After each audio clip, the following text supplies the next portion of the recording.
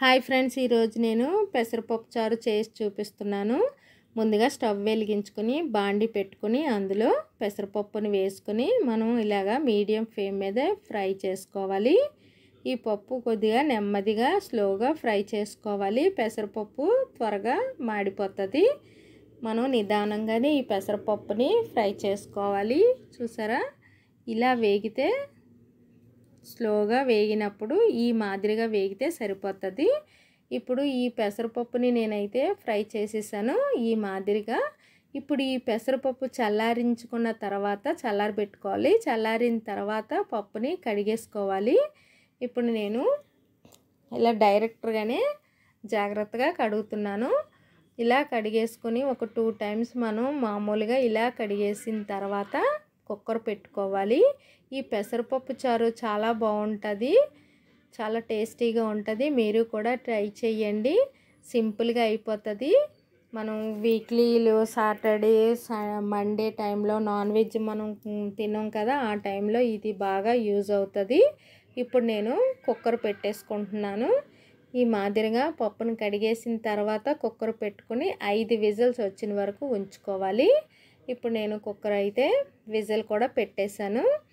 ఇప్పుడు పప్పు ఉడికిందో లేదో చూసుకుంటాను. 5 విజిల్స్ అయిన తర్వాత ఇప్పుడు విజిల్ తీసేసి చూసుకుంటున్నాను. ఈ మాదిరిగా మనం కుక్కర్ చల్లారిన తర్వాత మూత ఓపెన్ చేసుకొని చూసుకోవాలి. పప్పు అయితే బాగా ఉడికిపోయింది. ఇప్పుడు దీన్ని మనం ఈ గరిటెతోటి మెదిపేసుకుంటే పప్పు మెత్తగా అయిపోతుంది. ఇప్పుడు నేను మెదుపుతున్నట్టు ఈ మాదిరిగా పప్పుని బాగా మెదిపేసుకోవాలి. ఇప్పుడు చూసారా, పప్పుని బాగా మెత్తగా నేను మెదిపేసాను. ఈ మాదిరిగా మనం పప్పును మెత్తగా చేసుకుంటే సరిపోతుంది. ఇప్పుడు ఇందులోని కొద్దిగా ఉల్లిపాయలు, కొద్దిగా పచ్చిమిర్చి, కొద్దిగా టమాటా ముక్కలు, అలాగే తగినంత ఉప్పు, తగినంత పసుపు, తగినంత కారం వేసేసుకున్న తర్వాత చింతపండు పులుపు వేసుకోవాలి. మనం దీనికి సరిపడా చింతపండు పులుపుని వేసుకోవాలి. నేను సరిపడా తీసుకొని పిసికేసుకొని దాని గుజ్జుని తీసి పక్కన పెట్టుకున్నాను. ఈ మాదిరిగా మనం ఈ పప్పుచారుని ఇలా రెడీ చేసుకోవాలి. పులుపు వేసేసుకున్న తర్వాత ఇప్పుడు ఇందులోని కొద్దిగా కరివేపాకు, కొద్దిగా కొత్తిమీర కూడా వేసుకోవాలి. ఇప్పుడు నేను కరివేపాకు వేసుకున్నాను, అదే మాదిరిగా కొత్తిమీర కూడా వేసుకుంటున్నాను. ఇలా కొత్తిమీర కరివేపాకు వేసేసుకున్న తర్వాత పప్పుచారుని మనం మూత పెట్టుకుని బాగా మరగనివ్వాలి. ఇప్పుడు మధ్యలో ఒకసారి మరుగుతున్నప్పుడు మూత తీసి చూసుకోవాలి. ఇది మీడియం ఫ్లేమ్ మీదే పెట్టుకుని మరిగించుకోవాలి, పొంగిపోతుంది. ఇప్పుడు మరికొద్దిసేపు మరగనిద్దాము.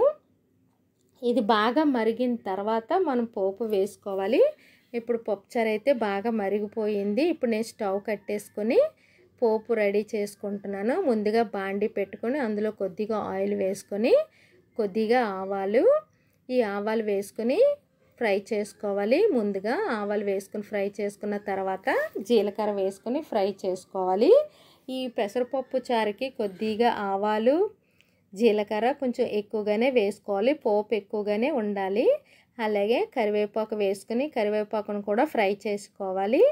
తర్వాత ఎండుమిర్చి వేసుకొని ఫ్రై చేసుకొని ఇప్పుడు మనం పప్పుచారులోని ఈ పోపుని వేసేసుకోవాలి. ఇలా వేసేసుకున్న తర్వాత పెసరపప్పు చారు రెడీ అయిపోయినట్టే. మీరు కూడా ఈ విధంగా ట్రై చేయండి. మీకు ఈ వీడియో కానీ నచ్చినట్టయితే లైక్ చేయండి, షేర్ చేయండి, సబ్స్క్రైబ్ కూడా చేసుకోండి. ఎంతో టేస్టీగా ఉండే పప్పుచారు రెడీ అయిపోయింది.